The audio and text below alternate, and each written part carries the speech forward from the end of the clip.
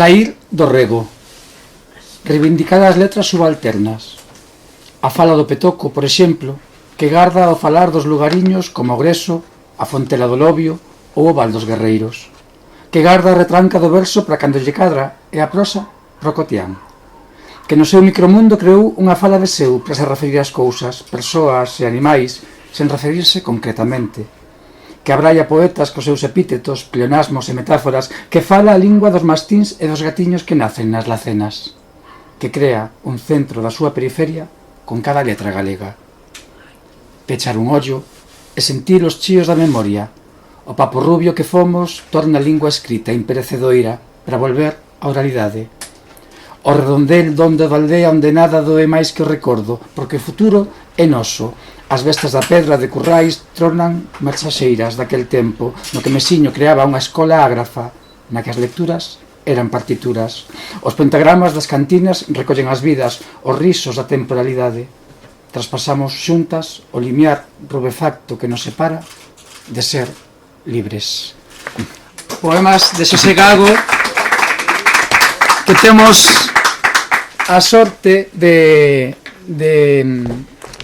coñecer hoxe en Vigo, de ler hoxe aquí en Vigo en directo. En Vigo e en directo, e que sabía que iba a comezar xa cun xogo de palabras porque non podería ser de outra maneira. Comezamos, como non, con algo aprendido seguramente, que tanto ti como a min e todas que están aquí seguro aprendemos nas nosas casas e das nosas iguais e das nosas nais seguramente, e ser agradecidas.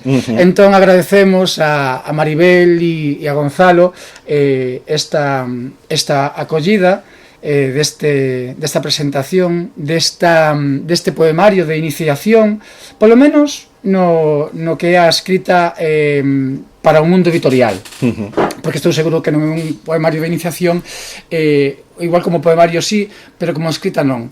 E agradecemos vos tamén a todas e a todos vos a vosa presenza aquí esta tarde, porque a verdade é que teñamos un pouco de a inquedanza, non? De se atoparíamos xente nas presentacións, porque, claro, estar nas vosas cabezas é imposible, nin queremos tampouco, entón, entrar nas decisións das demais tampouco é algo que nos guste, e é como quen ten un bar. Conta con que os martes sempre se enche, chega un martes e resulta que non sei, ou non se fixo feira ou algo pasou, pero as cuestións climatolóxicas a veces tiran para atrás e o tempo non meteorolóxico tamén nos ten bastante abafadas.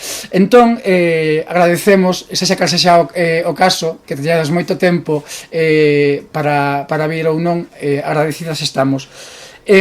Falar de agora Eucariota é falar dun libro de cousas pequeniñas, pero que son moi grandes, un libro que no formal, na forma externa, dicimos xa tamén que é publicado na colección Vento Alto, da editorial Laio Vento, e digo un libro de cousas pequeniñas, pero que son moi grandes pola importancia e polo que nos devolve cando deitamos a ollada sobre elas.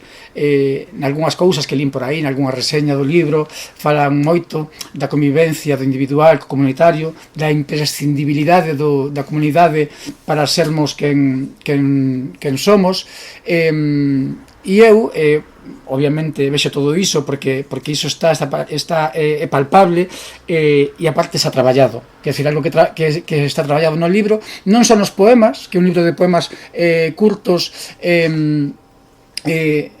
que non fan un poema longo, quero dicir, son como pequenas pílulas, pequenos fogonazos de luz que nos traen imaxes moi concretas, case microscópicas por veces, microscópicas atendemos e si poñemos o foco en que o macroscópico sería o mundo, non? Pensando na totalidade do mundo, fixarnos nesta botella, neste momento, é algo case microscópico. Nesa mirada deitada sobre as cousas pequeniñas está, creo, que o quid deste poemario, no que cada poema podería ser unha uva, do libro total, que é un acio, ou cada poema é un acio de pequenas uvas que son as palabras, e todos os acios forman unha viña, un viñeiral dos que nos vai falar tamén logo Xosé. Xosé é compostelán de nacemento, lugués de adopción. De adopción, dirías que de sentimento tamén xa. Sí, de sentimento xa tamén, quero dicir, o luguismo é unha cousa que se te mete dentro e non te solta, non? Porque, bueno, Lugo é unha provincia moi especial. Eu creo que tamén cunha personalidade moi marcada, un xeito de ser, unha identidade. E digo eu incluso que, bueno, pois que estou na Pobra do Brollón, que xa ao sur da provincia, evidentemente hai moitos lugos en Lugo, pero sí que estou moi agradecido a esa terra da Pobra do Brollón que me acolleu, que me transformou, que, bueno, que esa transformación desembocou entre moitas outras cousas neste poemario, e bueno, gustábame moito a imaxe que facías, non, desa microscopía e macroscopía, non? Parecía case como un rollo así de Alicia en el País de las Maravillas, non? De como o pequeno se volve grande, o grande se volve pequeno. E eu creo que unha das chaves da idea que pretendo que estea no poemario esa idea tamén que debuxabas tan bonito, non? De partir dun vago de uvas o acio, do acio a cepa, da cepa a viña, da viña a ribeira e da ribeira a toda a paisaxe, non? Incluída tamén a boca ribeira, non? Entón, esa complexidade do simple e esa simpleza do complexo, ese xogo de ida e volta do pequeniño ao grande, que non deixa de ser, como ben dicías ti, do individual ao colectivo e do colectivo ao individual, non? E isto sí que falábamos estes días, que eu creo que, por exemplo, co teu manual de camuflaxe, non? É tamén unha das ideas que poden coincidir en ambos poemarios, de como o colectivo é o que nos fai desenvolver individuales completas e como só podemos conformar o colectivo dende individualidades completas, non valga o... Como unha célula eucariota. Justamente. Claro, a ti que te gustan moito os xogos de palabras, eu pensaba na eucariota e pensaba na eucaristía, no pan e o viño. Pensaba, penso tamén, volvendo sobre a idea do colectivo, desa... Falas da Ribeira, das Ribeiranas, non? Ribeiranas era esa parte do... Como se chamaba? Teño que anotar. Ribeiranas. Ribeiranas, sí. Lameiras, Ribeiranas, paporrubios, paporrubios na Ribeira. Claro, falando de Ribeira e falando de redes, podería levarnos a unha paisaxe marítima. Aquí das redes das que falamos, tamén poderían ser as outras, un ganapán de palabras que diría Cácamo, non? Falando desas redes, vexo que están presentes non só nos poemas, sino tamén no que é o paratexto do libro. Xa, dende as dedicatorias, hai unha dedicatoria que son dúas e unha, quero dicir, hai unha dedicatoria aparte en dous fragmentos, en dous parágrafos. Nunha están as dedicatorias máis do emocional e do persoal, dese sustento case da terra, que son a familia, os amores, digamos así, e está ese outro amor e esa outra familia, que é a familia das palabras. Nomeas, por exemplo, a poetas como Lucía Aldao, como os coite, encantaríalle. Bueno, rebautizala tamén, non? Encantaríalle moitísimo isto, por favor, anotade porque hai que dicirlo a ela. Lucía Aldao que te animou co proxecto. Queda grabado, sí. Aquí xa se dando conta de todo. Sí, non te podes decir, xa. Por favor, que chegue isto a ela, porque bueno, pode... En fin, e como non, outra poeta da prova, outra, un estí, dende agora xa, da Pobra do Brollón, mencionas como non a Olga Novo, que che cambiou a ollada, e esa aí. De feito, nese xogo de espello e nesa tiscadela, a Olga Novo está o teu concepto de comunidade. Bueno, xogo de palabras e un xeito de referirse á comunidade, á comuna, como unha converxencia non só no espazo, senón nos tempos tamén.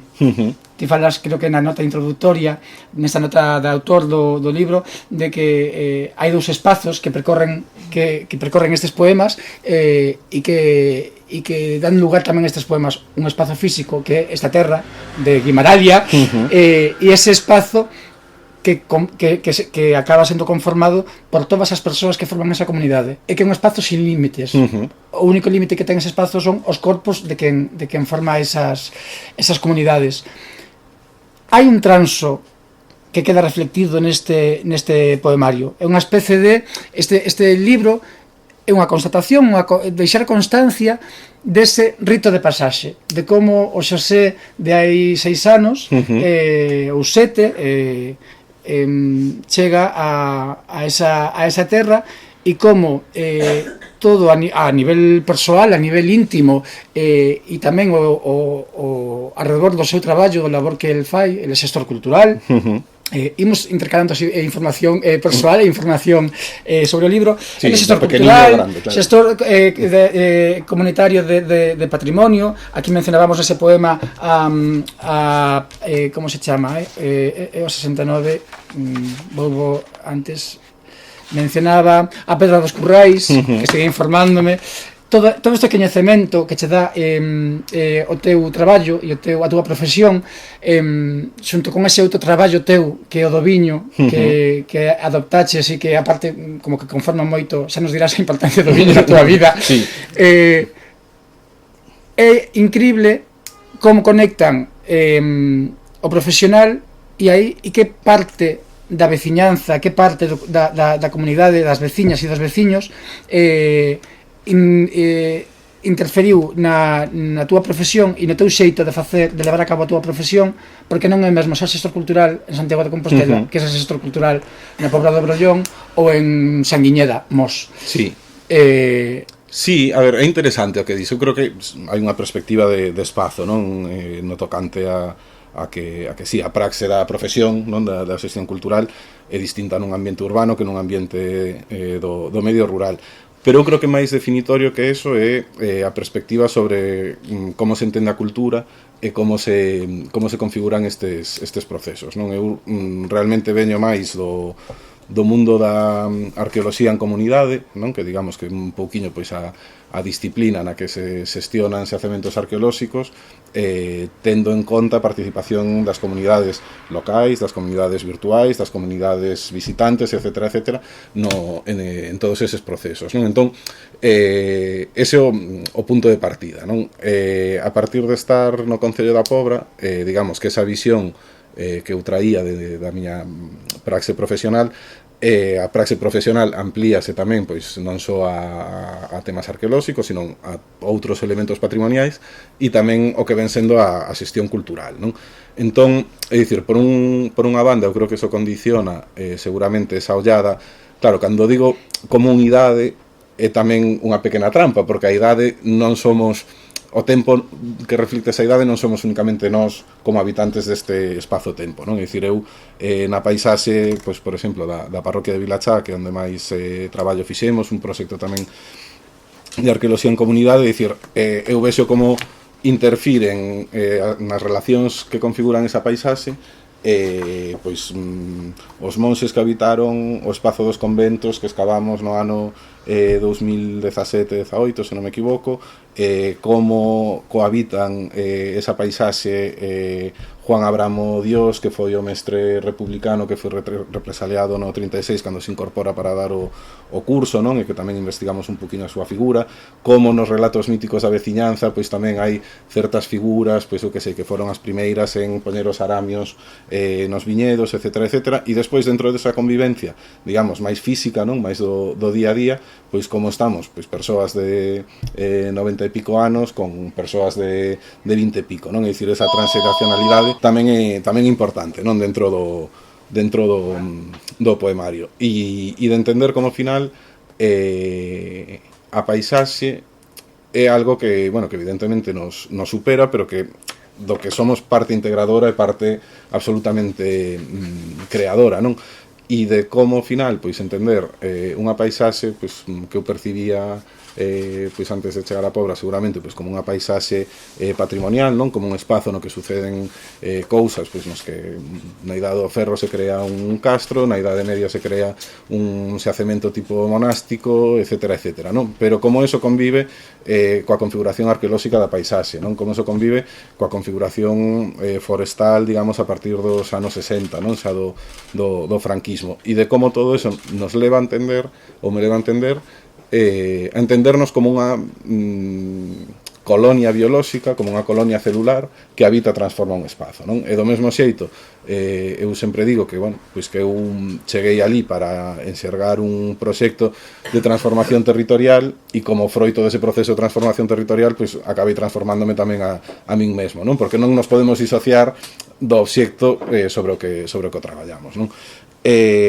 Despois, sí que é certo que dentro de toda este tema comunitario está o tema dos coidados, non? E este tema está moi presente, eu creo que tamén, sobre todo no tema da parte dos poemas das ribeiranas, non? Que máis un pouco que comentábamos tamén antes de entrar aquí, tomando unha auga ali fora, de como está esa parte máis visible dos traballos exteriores, non? Dos traballos agrícolas, pero tamén a importancia dos traballos domésticos, non?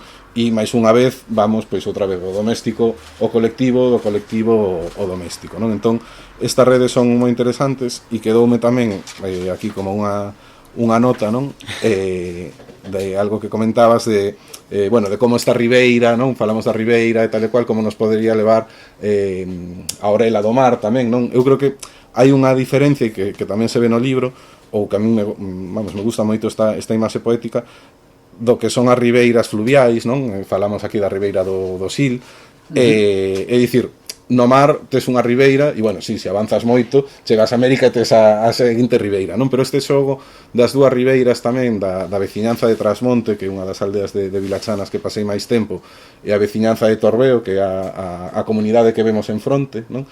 Entón, esta idea de xogo de espellos, non? Dos outros que son como a nós, pero que están alén do río, que nos estamos na zona que recibe sol, que eles están na zona, digamos, máis sombriza. Entón, como a comunidade se acaba facendo tamén a partir do seu complemento comunitario, que neste caso está do outro lado do espello. Falas, de feito, nun dos poemas do xogo de espellos, desas, bueno, aquí o río funciona obviamente como unha fronteira xeográfica. A idea de límite, de fronteira, dos espazos liminais está ao longo de todo o poemario tamén, na miña opinión.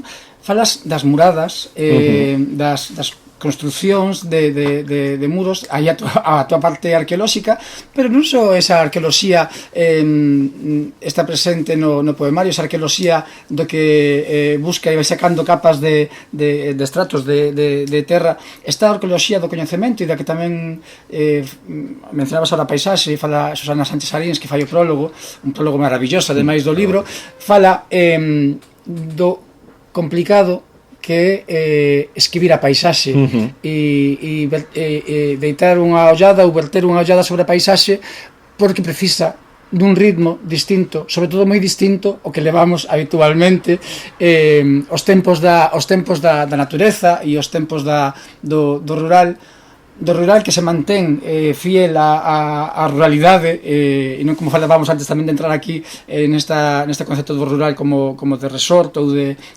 escenografía, non? De escenografía, tal cal. Ese traballo de arqueoloxía, de chegar a un coñecemento que realmente temos, ou polo menos temos as persoas, tamén o falábamos antes, que se non nacemos, como no teu caso, que non naceche no rural, pero temos unha infancia vinculada ao rural.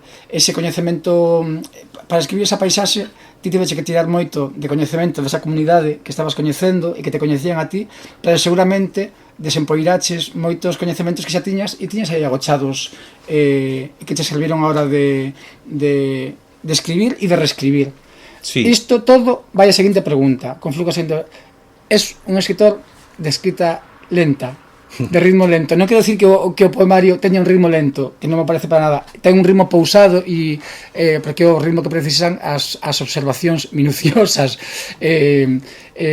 O contrario sería unha ollada de case de resplandor e non interesaba aquí. Eres de cocción lenta, de fermentar. De fermentar, para sí, seguir hai algo de eso, non? De fermentación, de proceso químico que necesita os seus tempos, non? A ver, vou ir estruturando porque hai moitas preguntas nesa pregunta, non? E falábamos de paisaxe. Claro, a ver, é que te podemos enseñar.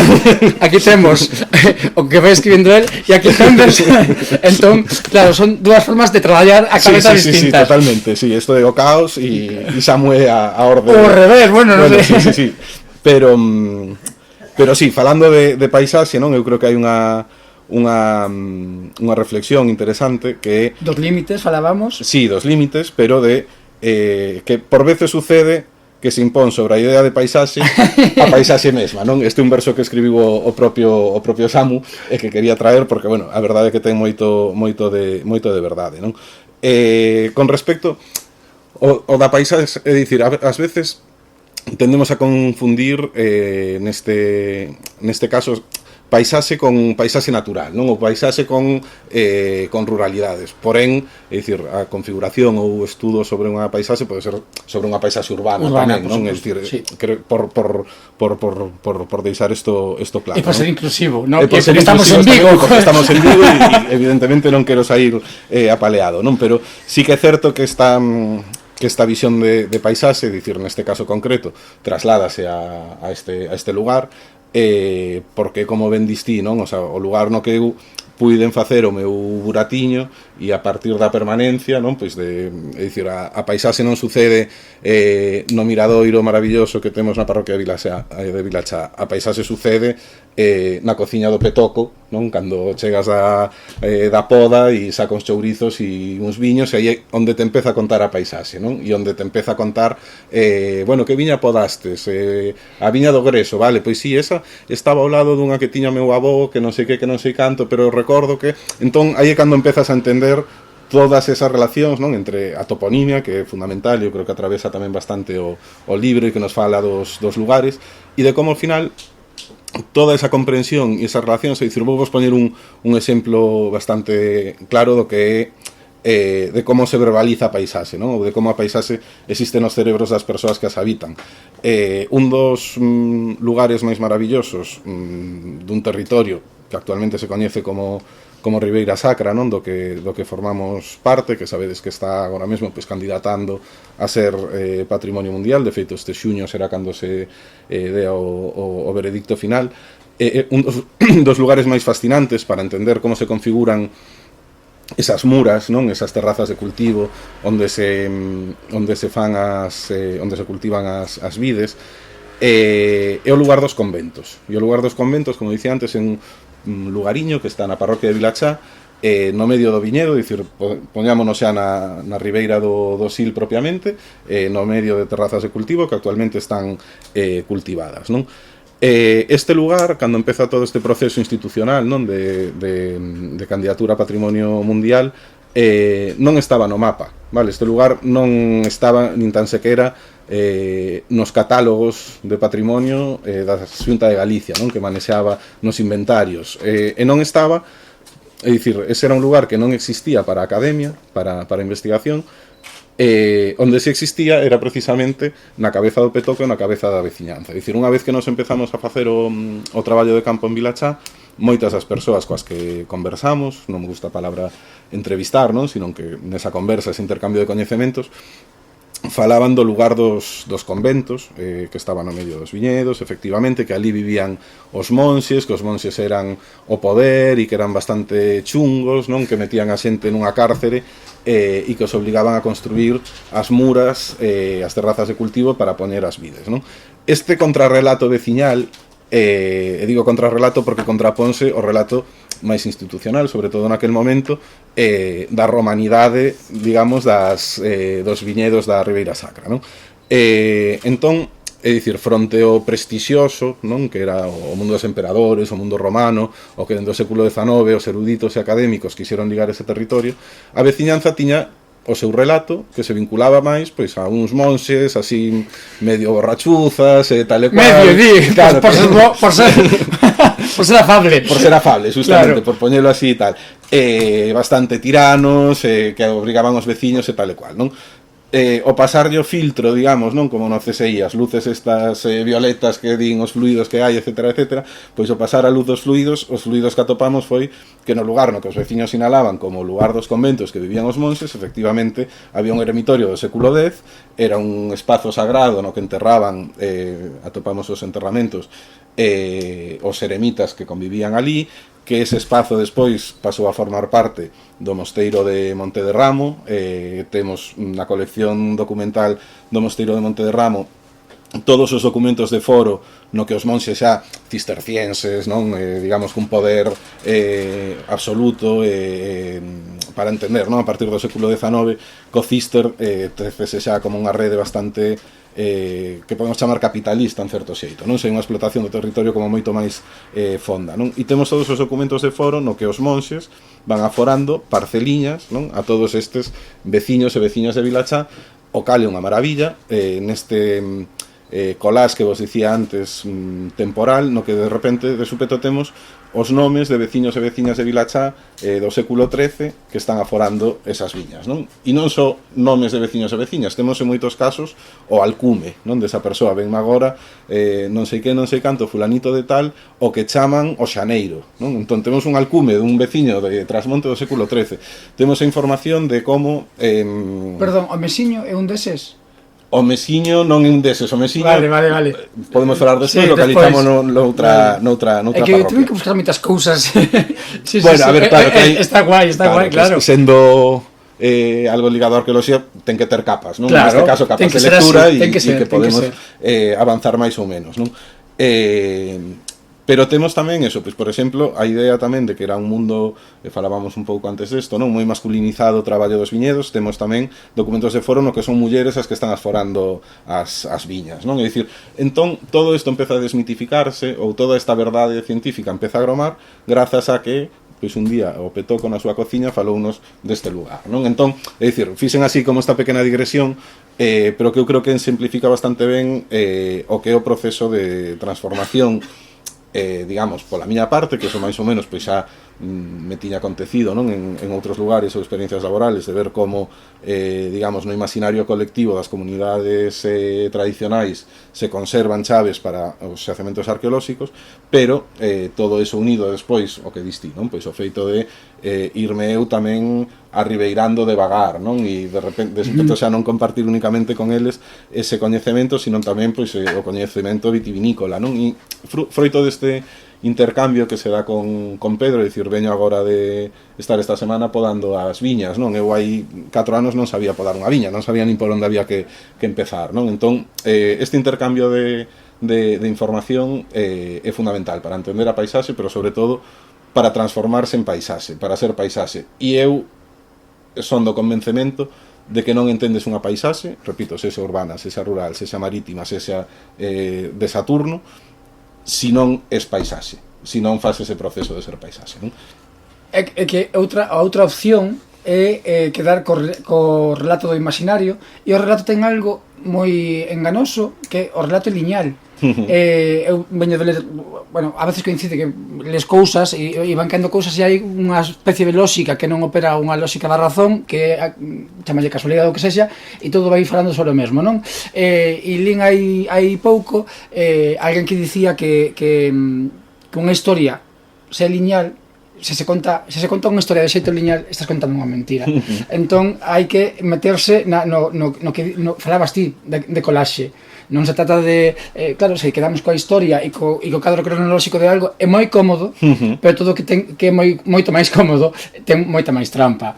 Entón, eu así o entendín. Pero neste sentido, perdón que te interrumpa, sí que é certo, é interesante tamén o que comentas, non? E eu creo que tamén algo que atravesa o libro, ou esa era un pouco tamén a miña intención, eran os diálogos que se establecen entre a poesía e a ciencia, non? Ou esa mirada científica, neste caso de ciencias sociais sobre a paisaxe, e a mirada poética. E eu creo que acabas de definirlo moi ben, non? O sea, para a ciencia pode ser útil crear estes caixonciños, non? Estas estructuras mentais e tal e cual, pero a poesía funciona por outros territorios, non? Entón, engado a que para entender a paisaxe hai que ser paisaxe, engado tamén o feito de que para entender unha paisaxe hai que entendela dende un punto de vista científico, mas tamén dende un punto de vista poético, non? Para ter como toda esa perspectiva. Pois eu poderia dicir isto mesmo que acabas de dicir ti. Eu aquí tiña apuntado un pouco o xogo desde as dualidades aquí convértese nunha cousa. O pan e o viño non deixan de ser máis que sustento. Son un pouco o pan como algo emocional, o viño como ese proceso de fermentación máis científico. O pan podría ser o poema xa acabado, e o teu xeito de escribilo, o proceso de fermentación do viño. A poesía e a ciencia, pois a poesía serve igual que a ciencia. Na poesía a mirada ten que estar, como dicíamos ao comezo de todo, no minúsculo e non no xa establecido. Para iso xa está o relato e a narrativa. Entón eu creo que a poesía é moi acaída para este tipo de coñecemento que quere afastarse, ou polo menos non afastarse de todo, sino complementar a ese outro coñecemento que todos entendemos como coñecemento, que é o coñecemento do racional, da lógica, do relato, da historia, esta cousa máis conectada a non tanto ás cifras como ás letras que moitas veces, como en varios poemas se pode ler deste libro, non chegan a ser escritas. E quedan na oralidade. Entón, outra dualidade que aquí se volve unha unidade é a letra e a terra. A letra como paisaxe da poesía e a terra como sustrato da paisaxe e do territorio, e un pouco de conexión tamén con ese coñecemento. Non quero parecer aquí ahora que vou de New Age e de conecta con la tierra, porque non hai nada que odie máis que alguén que se ponga a cantar descalzo porque cree que así, claro, es que é algo que me puede, lo sinto. Sí.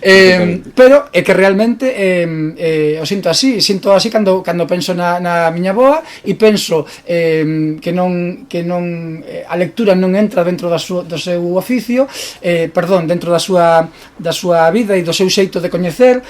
Non entran os libros, non entran ni siquiera os grandes relatos, e hai pouca xente que coñeza tan sabia como a ela.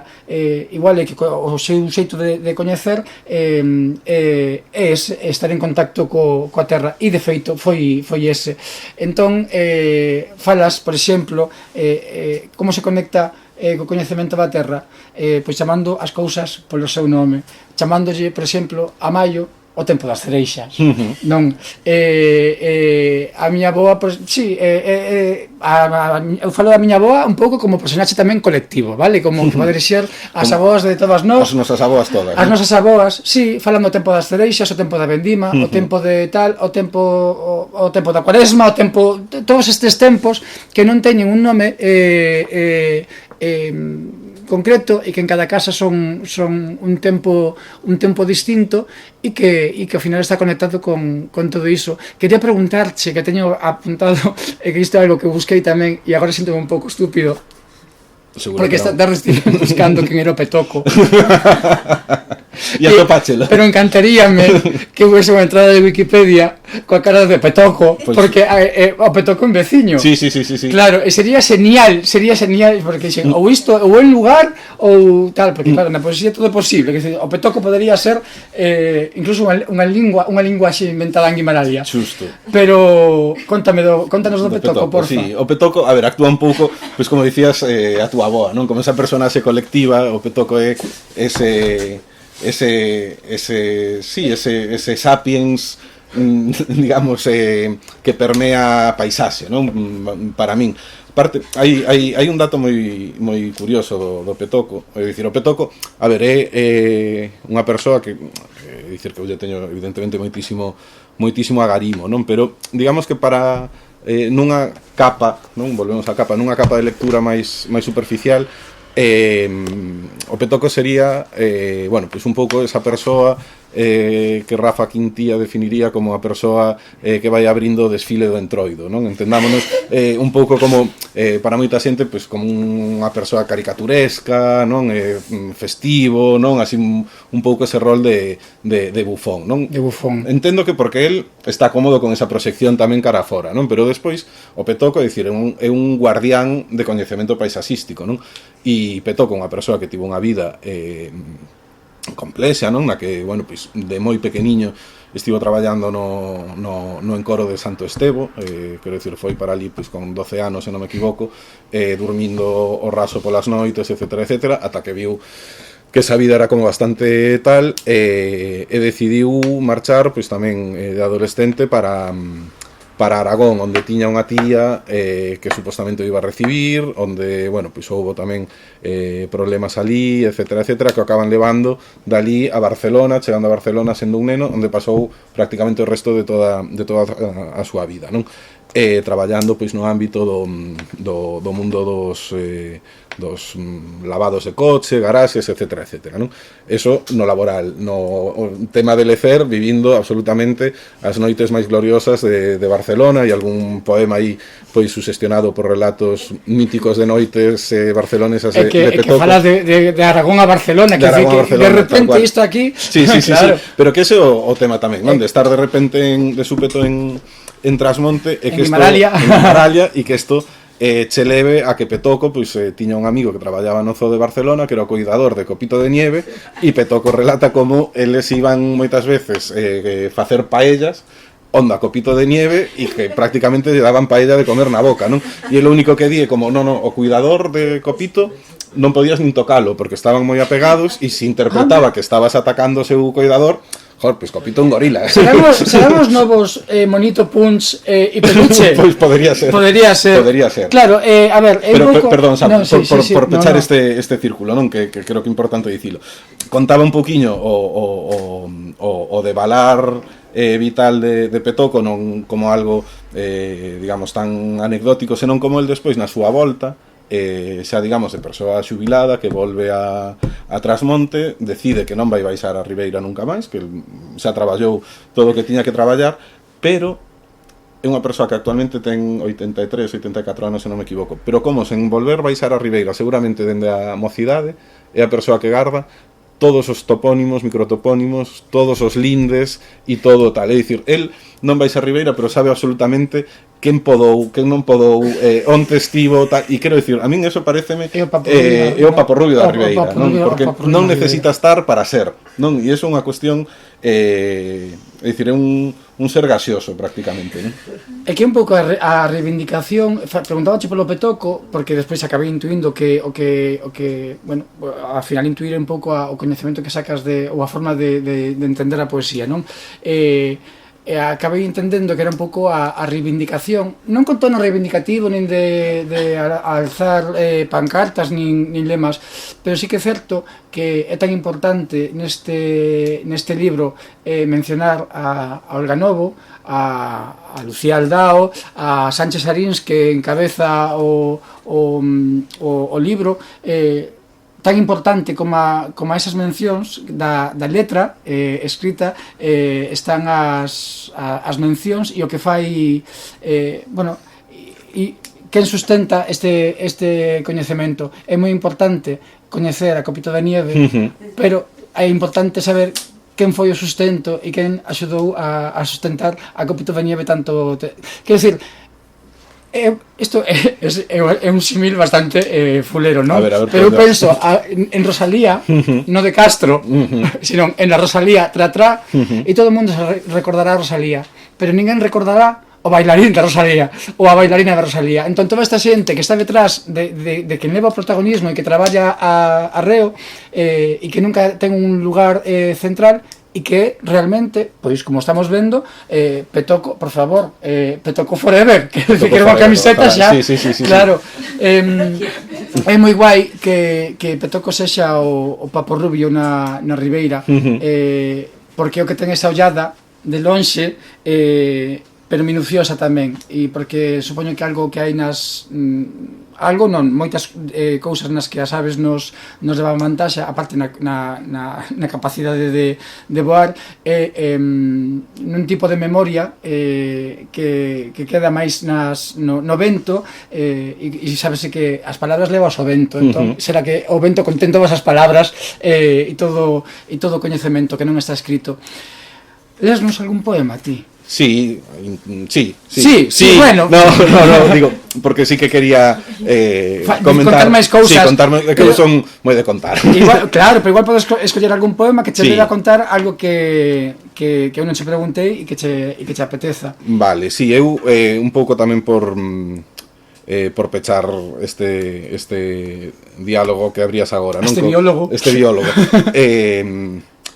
Evidentemente hai unha reivindicación do subalterno, non? É dicir, que eu creo que subalterno é a palabra que mellor resume eso que distí, non? As persoas que nunca foron protagonistas, do mesmo xeito que Lopo Rodríguez de Eiré, que aparece nun documento do século XIV, non escribiu a súa historia, ela aparece no documento porque escribiu un monxe, non? Como ver, Petoco non ten un poemario publicado, non? Publico eu a partir das conversas con Petoco, non? Entón, é importante... El libro de Petoco. El libro de Petoco. El libro grande de Petoco, efectivamente, pero de ver como efectivamente, non? E isto é un devalar tamén que mencionabas antes, da oralidade a escrita, non? É dicir, eu con Petoco estou en conversas que son absolutamente poesía, non? Incluso moitas veces, é dicir, a Petoco apetecelle falar polo verso e fala polo verso, non? E de repente, pois estás tendo unha conversa con el rimada e tal, non? Entón, é dicir, ese concepto de Garda a poesía para cando lle cadra e a prosa para cotía. Justamente, non? Que está nun como me gusta citarte, se algo. Encántame que me cites. Pero sí que é certo, non? Que esa oralidade, non? Dunha sociedade tradicional labrega galega que é ágrafa, non? E que evidentemente o feito de ser ágrafa fai que non este nos libros, non? Entón, o feito de que estén pois dende os últimos tempos, non únicamente neste, non, sino na poesía de moitas poetas, incluindo a de Olga, non? A de Olga Novo, pois esa reivindicación do subalterno, non? Entón, antes de ler, porque eu recitar non sei, o que sei ler poemas, este o teu, que está con notas. Pero trae os mesmos, non? Non o sei, igual me cambia esas cousas. Sería genial que... Pero mira, vou ler un que me gusta moito, no que hai tamén unha presencia de Petoco, está na página 43. Vale. Hai unha presencia de Petoco, pero hai unha presencia tamén colectiva, non? E logo vos vou contar por qué, sin entrar a desgranar así a tal, que sería unha estupidez pola miña parte. Pero di así: termar do tempo, o día da cita médica, a hora de chegar o panadeiro, hoxe non ven a maciqueira, e son as vendimas, cedo, comprar café por se han de parar na casa, ser o compás presente da pertenza, o ruído da aldea, o asubío da cafeteira que como locomotora para en Aragón, camiño a Barcelona, o insulto agarimoso, o falar único e universal a un tempo, contento. Que maravilla. Podería escribirlo tal cal Petoco. Pois se cadra así, claro. É moi apetocado, non? Moi apetocado. Estamos acuñando termos hoxe que... Sí. Petoco como verbo, como adxetivo e como sustantivo, non? Como alfa e omega. Pero sí, é dicir, eu este sí que un dos poemas que recordo, pois eso, exactamente, pois o clic, non? De cando o escribín e tal e cual, en esa cociña do Petoco, pero que esa cociña de Petoco ten... a casa do Petoco conecta prácticamente como nunha especie de pasadizo secreto coa casa da Esmeralda, non? Que é outra das persoas, digamos, que a min máis me influíron na chegada a Ribeira, non? E digamos, a Esmeralda e a nai de Toño, de Pedro e do Luís, que foron persoas fundamentais na miña aprendizaxe no mundo vitivinícola, non? Digamos que eu comprei algunhas das viñas que Toño iba deixando porque non se quería facer cargo, e Pedro foi a persoa que me tutorizou en todo este proceso. Pedro, digamos que eu elaboro o viño na adega de Pedro porque el non se deixa elaborar aí. Pedro crea o Furancho Currio, no que algún de vos tedes estado, Entón nos devolvemos un poquinho con esa colaboración no Furancho, a que estades todas convidadas unha vez que abra a partir de abril, non? Pero Esmeralda era unha figura moi fundamental tamén, non? E Esmeralda era un pouco como a nosa Eva da Ribeira, aparte hai un elemento de unión moi interesante destas comunidades espello que dicía antes, non? Dun e do outro lado do río, esa xeración de Esmeralda, é dicir, o que vemos son matrimonios que se forman no que cada un dos membros do organismo pluricelular que é unha parella cada un deles ven dun dos lados do río, non? Entón, nesa altura o habitual é que unha persoa de Trasmonte case cunha persoa de Torbeo, non? Sil polo medio. Entón, a Esmeralda ven dunha aldeiña pequena que pertence a Torbeo, non?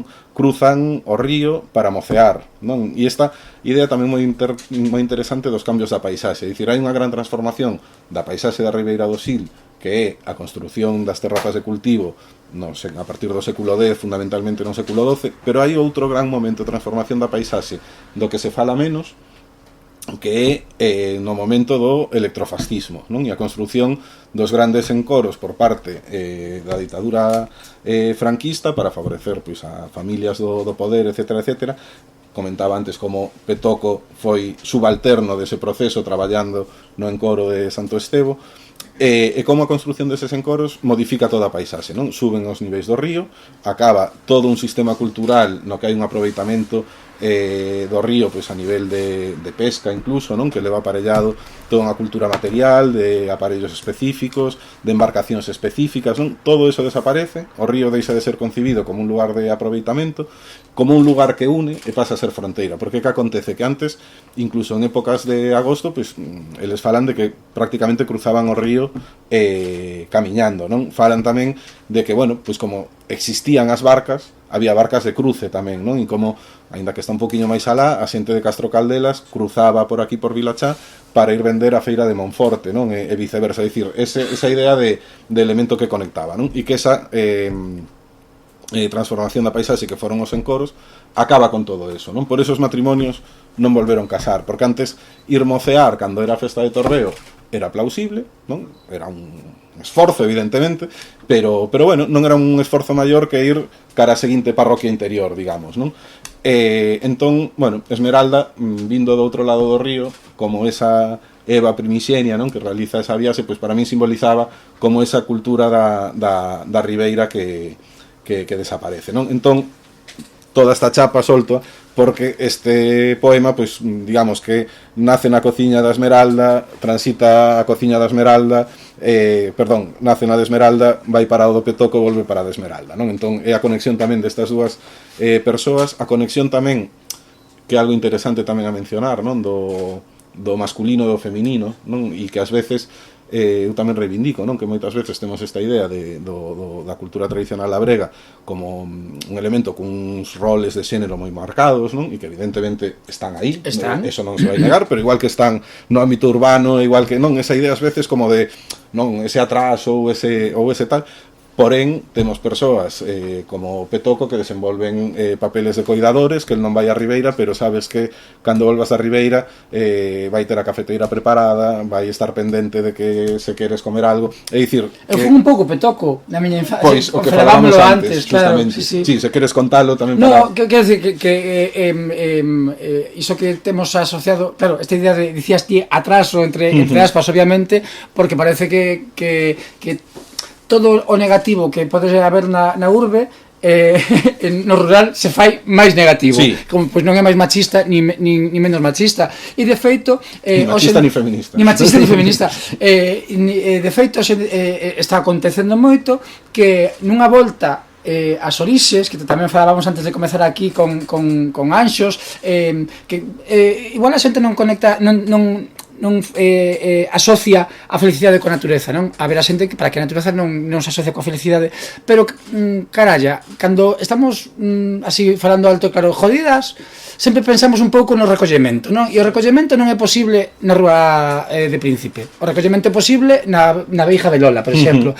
Entón, falando de roles e de volver un pouco ás orixes, estamos vendo que agora a mocidade, gran parte da mocidade, atopa na tradición das foliadas, por exemplo, en todas as festas e feiras que se celebran a día de hoxe alrededor do rural e dos traballos comunitarios, atopan lugares de diversidade. E esa diversidade non é nova, non é para sorpresa, e dicía antes, para sorpresa de quen? Para sorpresa de quen o rural é diverso agora. O rural foi diverso sempre e un exemplo tiña na miña propia casa que como as mans adultas que había na casa eran necesarias para o campo, eu non tiña mans adultas para o campo e non tiña forza, pero para fregar platos, para barrer e para coidar da pota do café como petoco, pois iba lía, e eu desenvolvía un pouco ese labor. Non sei como andamos de hora, queríamos un pouco abrir tamén para que tiveses dese espazo vos escoitando, escoitadoras, algo que... Quixera saber se o petoco era grande ou pequeno. Bueno, segue a ser, afortunadamente, que segue a ser, que é dicir, sí. Pero todo o tempo a palabra me estivo dando, o sea, comunión coa ser pequeno, fíxate ti, que tenía unha cabeza sobre iso. Mira, algo pode haber, de feito, estiven hai pouco tamén nunha conversa así cunha amiga a partir de Petoco, e buscamos, parece ser que hai en certas zonas na que Petoco lle chaman, digamos, as acumulacións de palla, non? Que se fan, digamos, na tal. Entón, sí que é certo que será petocado, non? Ou tal, sí que como que alude a esta idea de cachena, non entendamos, non? De patiña curta e tal, non? Vesaseme a min. Entón, pode ser que sí que hai algunha raíz que nos leve a esa consideración de los gnomos, que temos aí tamén ese libro de persoas pequeninas. Pero ele é petocado? Ele é algo apetocado. Algo apetocado é o petoco. Bueno, pois venlle ben, é que, claro,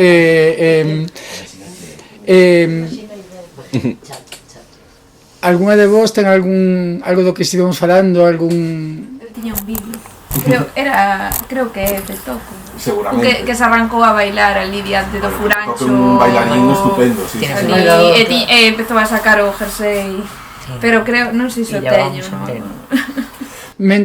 Igual, mentras buscas o vídeo, se o atopas, sería maravilloso, e antes de que peche Xosé lendo outro poemiña, porque do que se trata tamén é de que vexades o ton, dicir un par de cousas. A maioría parte destes poemas empezan con verbos: saltar, ser, pronunciar, falar. É un poemario de accións. Esas accións que están conectadas, parafraseando ou citando a poeta viguesa por excelencia, Silvia Penas, esa canción do metal, da Ixada na Contraterra, conseguiches con este poemario de iniciación facer dese coñecemento subalterno, dese coñecemento do menospreciado moitas veces, moitas máis do que debería ser e do que nos gustaría, facer arte. E hoxe, cando viña para aquí no coche, alguén dice na radio que adoitamos pensar na arte como ese lugar ao que acudir para entreternos e escapar do mundo, cando o que acontece, a mirade parte das veces, é que a arte é o único xeito que nos queda para estar verdadeiramente no mundo. E este agora eucariota de Xosé Gago, penso honestamente que é así. Eu agradezo moitísimo, primeiro a lectura, poder ler o libro, ter a oportunidade de lelo. Segundo, que me convidases a presentalo contigo e a esta conversa, que, entre outras cousas, me trouxo a grande alegría de reencontrarme coa miña profesora de Lingua e Literatura do Instituto, e moitas outras cousas que nos traerá este agora eucariota. Está eu tamén navegar, eu tamén cariotar. Entón, lesnos algo para... Sí, leo, sí que me gustaría despois que tamén, non, que haxe un poquinho Sí, de claro. frontón, pero antes de ler, Perdón, eu levantando, segue. se te parece, Samu, eu vou ler Sí. o último, que me gusta lelo como peche, porque eu creo que tamén Dalle, para marcar o tono, pero vouche pedir que leas ti outro tamén, que, tendo a Samu aquí co ben que recita, unha pena non explotalo un poquinho máis. Claro, sí. Pois Pero, leo sí. leo outro. Pero fai meti unha suxestión. Xosire meti un... Dos que tiñas ti, senón por aí apuntados. Bueno, teño varios. Bueno, non mencionei o tema sexual porque hai un momento Subidito de tono. me encanta, sí. Bueno, que teño, aparte puxen ya así ao lado sexo. Só me faltaba outro que puxera drogas e rock and roll. Nada, Bueno, hai viño e música tradicional, si vale como drogas e rock and roll. sí, claro, vale, totalmente, ademais. Vale, ide pensando algo, tedes algo que comentarlle a Xosé? Sabemos moito máis agora de patrimonio material e inmaterial. Sabemos de como non só a paisaxe influe na vida da comunidade, senón como a comunidade e os actos da comunidade influen tamén na paisaxe e se retroalimentan. Sabemos o que é unha célula eucariota, por lo menos recordámoslo, porque do instituto era máis de anxos que de outras profesoras. A verdade, non é por pelota, porque hoxe en día xa non me faría falta. Ainda te podes poñer un positivo ou... Iso mesmo. Escollo este. Craváchesme as agullas do reloxo baixo as unllas. Calquera pasado é anterior. As pitelas funden reloxos. A calor. Calendarizamos e asendamos en nos decatar do estúpido do ser, do estar, de parecer, e padecemos como un andazo. As milésimas de segundo que separan os nosos corpos con suor de caldo polas baldosas que nos guían a hoz, escoando. Grazas. Nada, a ti. Mira, que bo alumno, que orgullo de profesora. Como se recita, Qué orgullo de alumno. Por eso. Cando vin que claro, este señor es un premio nacional de poesía. Pero xa vida. Pero bueno, en fin, maravilloso. E canta moi ben, porque un día vino a cantar, no fei. Soy bastante cantante. Son moi petoco, eu teño aquí, de verdad, que quero coñecer a Petoco. Pois, cando veñas, Sí. vamos, sen problema ningún. Claro. Facemos unha visitiña ali na casa. Vale, pois, por pechar a parte de aquí e abrir a Dala, vou ler, que está na página 79, o poema que pecha o libro, e que di así: de súpeto 3000 anos pasaran des que o noso coller de mans tornara raiceira.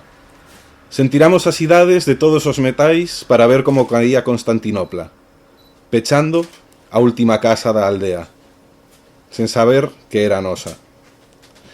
Heterocarion fomos, no pestanexo entre a explosión cámbrica e a extinción dos últimos sapiens que se botaran o monte. Agora, eucariota. Nos tamén cariotar. Ahora sí. Fixen podeme ansia, chico. Quería darche un agasallo. Pero da por Mira, hai unha cousa maravillosa que sucedeu hoxe aquí tamén, agora teño que volver a atalo, porque como se desatei, estou desatado eu, máis desatado que o paquete este. Pois estivo aquí ao comezo, antes de que comezase a presentación, Fabio Rivas, autor de narrativa galega, novo, desa xente que ata dá un pouco de rabia do novo que é, e o ben que escribe xa e das cousas que sabe, pero resulta que este ano rabia e envidia, e dicir envidia xa, a envidia xa non existe. A envidia sempre é insá, pero a veces axúdanos a superarnos a nós mesmas, non a ninguén, sino a nós mesmas.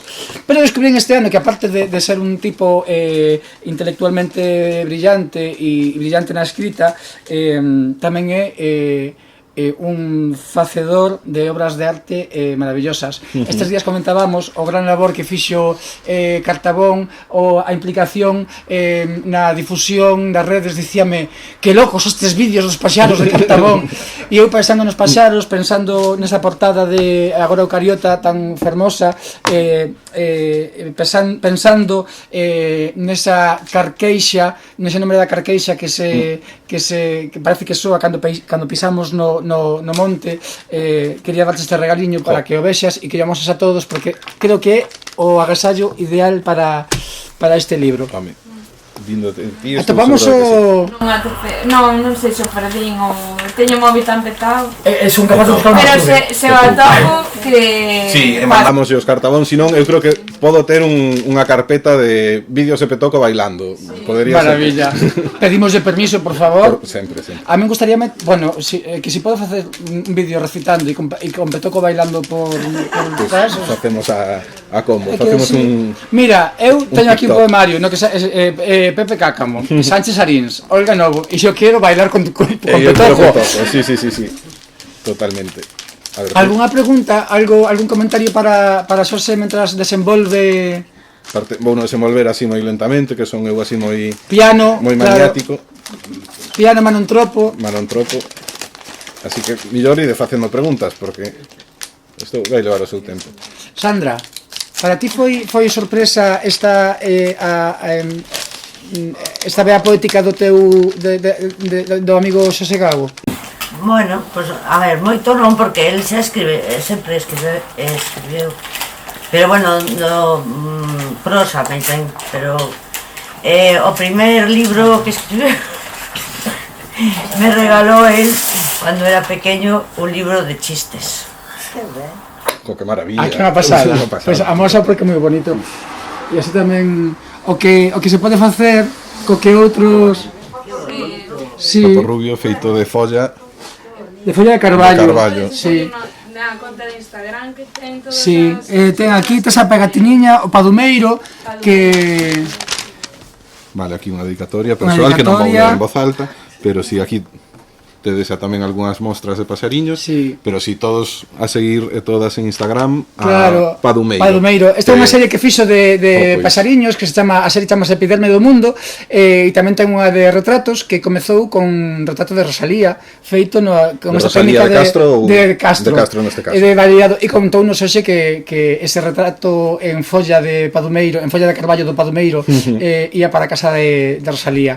Entón, nada, que ti tes un Padumeiro contigo, Pois teño un sí. Padumeiro na casa tamén, e que sexan moitos, e que, bueno, que con cada Padumeiro tamén haxa un libro da colección Vento Alto de Laio Vento, e que se pode levar por título Agora o Callata mellor. Pois tamén, sí, e senón calquera da colección, que é maravillosa, e agradecer tamén a Laio Vento todo o proceso de acompañamento, que a verdade que ainda que teña 42 anos, son un autor novel e Pero iso é tamén maravilloso. atoparte cun editorial que faga este acompañamento, que este pendente, do mesmo xito que agradecer tamén a Cartabón, que Samu xa o fixo, pero eu non, e a todas vos por estar aquí, e grazas pola cantidade enorme de preguntas que viñeron, tal como era predecible por Iso porque está ese lado. todo clarinete xa. Pode ser.